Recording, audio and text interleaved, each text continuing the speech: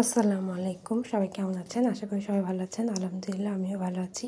আজকে আমি লাউ দিয়ে গরুর মাংস রান্না করব।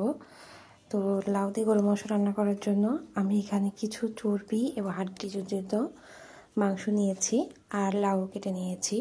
তো মাংসগুলো আমি দিলাম, কিছু মাংস, কিছু হাড্ডি আর একটু চর্বি জাতীয় এটা নিয়েছি। লবণ দিলাম, তারপরে হলুদ, মরিচের গুঁড়ো, পেঁয়াজ, জিরা, ধনিয়া গুঁড়ো, আদা বাটা, রসুন বাটা সব আমি দিয়ে দিচ্ছি মাংসটার মধ্যে। আর এখানে একটু তেল দিলাম, দিয়ে কিছুটা পানি দিলাম, দিয়ে আমি মাংসটা সিদ্ধ করতে দিয়ে দিব। মাংসটা সিদ্ধ করার জন্য আমি প্রেসার কুকারে দিয়ে দিলাম। আমি মাংসটার মধ্যে 3-4টা সিটি দিয়ে দিব। এর মধ্যে আমি আরেকটা কড়াই বসাই দিলাম। এই কড়াইয়ের মধ্যে আমি কিছুটা তেল দিলাম। তেল দিয়ে এর মধ্যে একটু পেঁয়াজ আর মরিচ দিলাম, দিয়ে আমি এটা ভালো করে বেরেস্তা করে নিব। এর মধ্যে কিছু অল্প করে পানি দিলাম,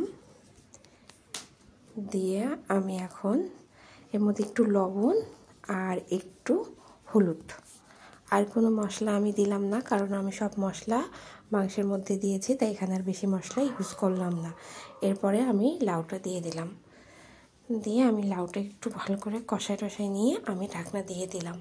লাউ থেকে পানি বের হয়ে যায়, তাই আমি বেশি পানি প্রথমে অ্যাড করিনি, পরে আমি ঢাকনা খুলে একটু পানি অ্যাড করলাম। এরপরে আমি একটু লাউটা কষাই নিলাম। আমার লাউ প্রায় সিদ্ধ হয়ে এসেছে।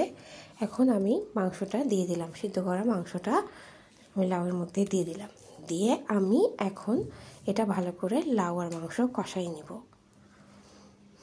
একটু করে ঢাকনা দিচ্ছি আর আমি মাংসটা কষাচ্ছি, দেখতে পাচ্ছি। আর এর মধ্যে আমি গরম মশলার গুঁড়োটাও দিয়ে দিলাম, দিয়ে আমি এখন মাংসটা লাউটা ভালো করে কষাই নিব। মাংস লাউ আমার কষানো হয়ে গেছে একদম। এখন আমি ঝোলের পানি দিয়ে দিব, যেরকম মানে ঝোল খাবেন সেরকম পানি দিলেই হবে। এরপর আমি ঢাকনা দিয়ে দিব। একদিকে আমি একটু পেঁয়াজ, একটু রসুন আর একটু জিরার ফোড়ন দিয়ে দিব। এটা আমি হয়ে গেলে এখন আমি এটা লাউ আর এর মধ্যে একটু বাগার বা ফোড়ন যেটা বলেন যেটা দিয়ে দিলাম। এরপরে আমি ঢাকনাটা দিয়ে দিব সঙ্গে সঙ্গে।